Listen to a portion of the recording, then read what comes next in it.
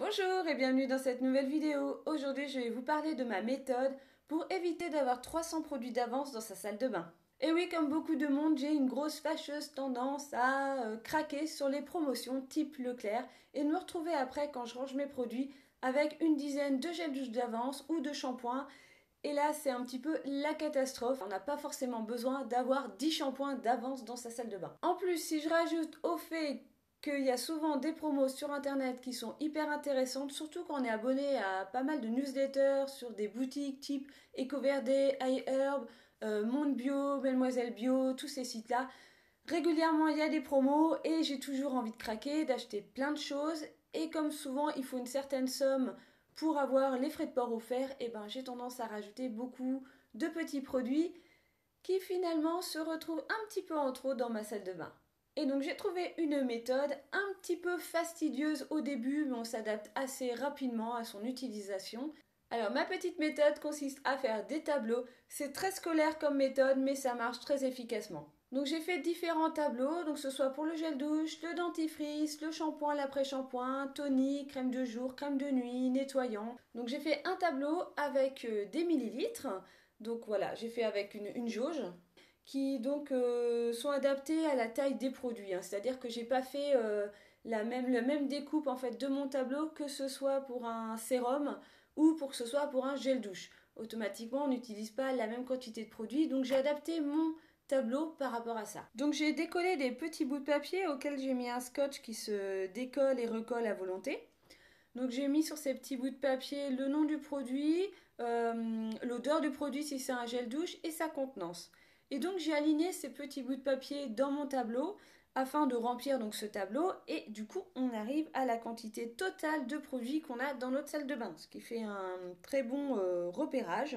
Et là, on peut constater que dans les gels douche, j'arrive à 2,1 litres de gel douche d'avance.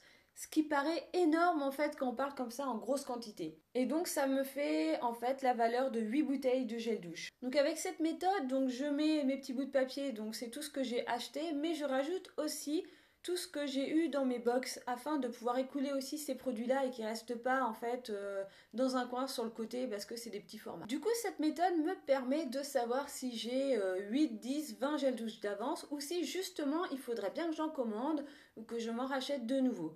Et je trouve ça quand même super utile. En fait, ça me fait simplement un inventaire de ma salle de bain. Ça peut paraître assez compliqué au départ à faire. C'est assez fastidieux comme méthode parce qu'au début, bon, faut faire ces petits tableaux. Mais une fois qu'ils sont faits, comme c'est du scotch réutilisable, automatiquement, une fois que vous avez fini le produit, vous enlevez votre petit bout de papier où c'est écrit le nom du produit et vous passez au suivant.